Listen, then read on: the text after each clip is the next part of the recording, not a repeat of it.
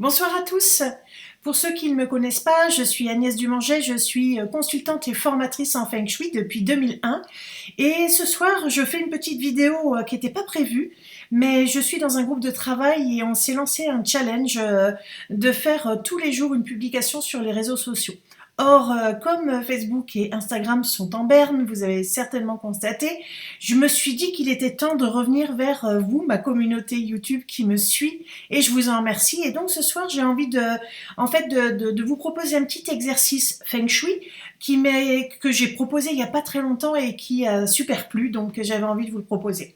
Alors ce petit exercice, il m'a été inspiré parce que je suis partie me promener il y a quelques jours avec mes parents au bord d'un lac et j'y ai trouvé des petits trésors, j'ai trouvé un galet-pain, j'ai trouvé une plume, j'ai trouvé des petites pierres et ça m'a, j'ai fait une photo de ça et ça m'a inspiré le fait que la vie, si on la regarde bien, on peut y trouver des petits trésors dans tous les recoins de la vie. Et je me suis dit, mais pas que dans les recoins de la vie, aussi dans les recoins de notre habitat.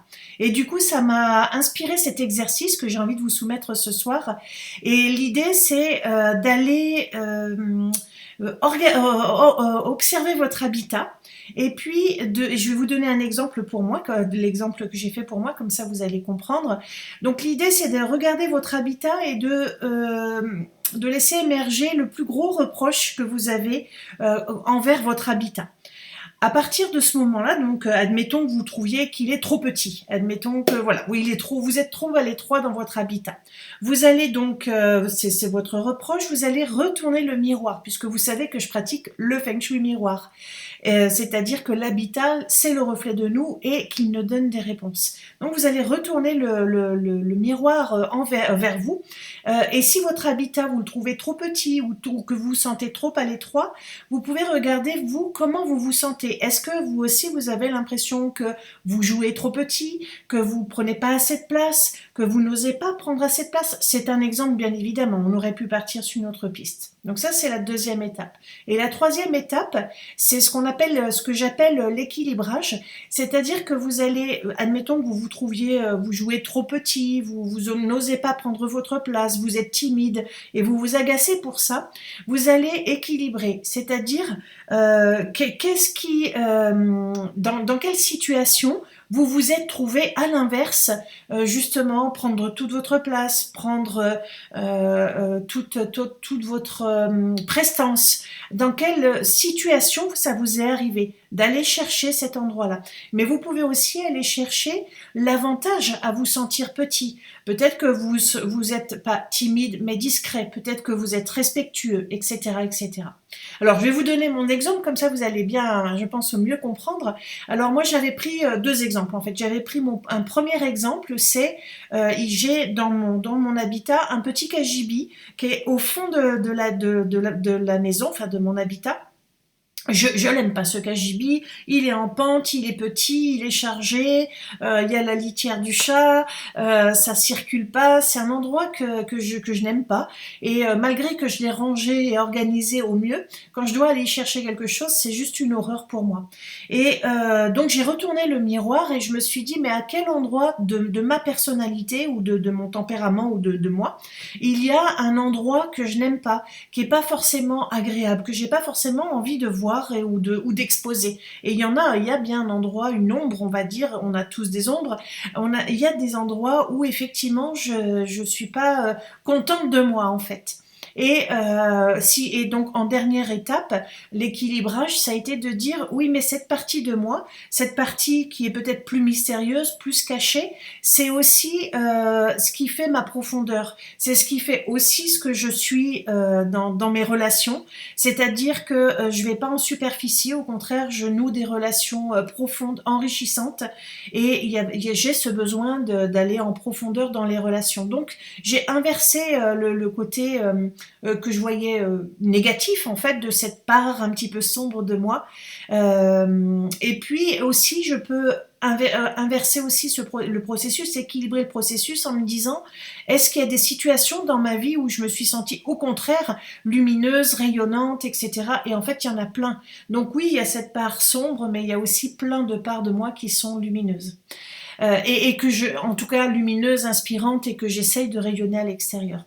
Et puis le deuxième exemple, c'est en fait j'habite dans un haut de villa et pour y monter, il y a un escalier qui est assez raide et je le trouve pas agréable. Et quand j'arrive avec des choses encombrantes, etc., je trouve pas que ce soit agréable de monter cet escalier-là.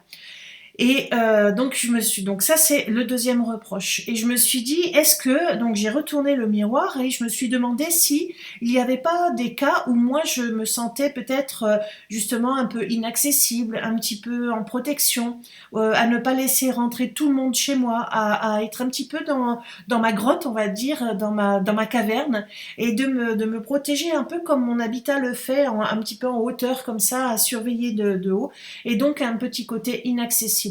Et pour l'équilibrage, je me suis dit, bah oui, peut-être, effectivement, il y a une part de moi qui est assez sauvage, assez inaccessible, qui aime beaucoup sa tranquillité. Et puis, mais inversement, je me suis rendu compte que par rapport, je reviens sur les choses encombrantes, je me suis rendu compte que je m'encombrais pas de choses inutiles, trop lourdes à porter, etc. Je me suis aussi rendu compte que cette façon de fonctionner, ça créait dans ma vie en fait des relations très sincères, très profondes, vraiment loyales, et que quand j'apporte quelque chose aux gens ou quand les gens m'apportent quelque chose, quand j'ai un échange avec les gens, ben c'est toujours des échanges profonds, sincères et durables. Donc voilà l'inverse. Et puis le côté, l'autre type de l'équilibrage, c'est de me dire, ok, j'ai ce côté inaccessible et un petit peu en retrait, on va dire, un petit peu sauvage.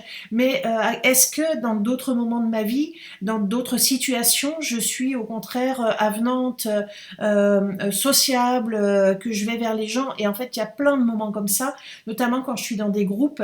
Je me mets pas de côté, je me mets pas dans un coin. Au contraire, j'aime aller vers les gens. J'aime parler avec les gens, avec tous les gens. Et c'est facile pour moi en fait de le faire après un tout petit temps d'observation, on va dire. Je vais vers les gens et effectivement là, comme je reviens à ce que je disais tout à l'heure, il y a ce côté rayonnement. J'aime inspirer les gens, j'aime parler avec les gens, j'aime écouter les gens. Donc vous voyez, en fait, en partant de mon habitat et de ce que je lui reproche, donc vous pouvez prendre un ou deux exemples flagrants, vous le nommez, vous dites voilà, il est trop sombre, trop petit, trop poussiéreux, trop je ne sais quoi. Vous retournez le miroir et ensuite vous équilibrez cette perception que vous avez négative de vous. Voilà. Donc j'espère que ça va vous plaire. Dites-moi en commentaire quels sont vos retours, ça m'intéresse beaucoup. On peut en discuter et si vous avez des difficultés, mettez-moi un commentaire. Likez la vidéo aussi, et pourquoi pas partagez-la quand les réseaux seront rétablis. Et puis je vous dis à très bientôt. Merci de m'avoir écouté et à très bientôt.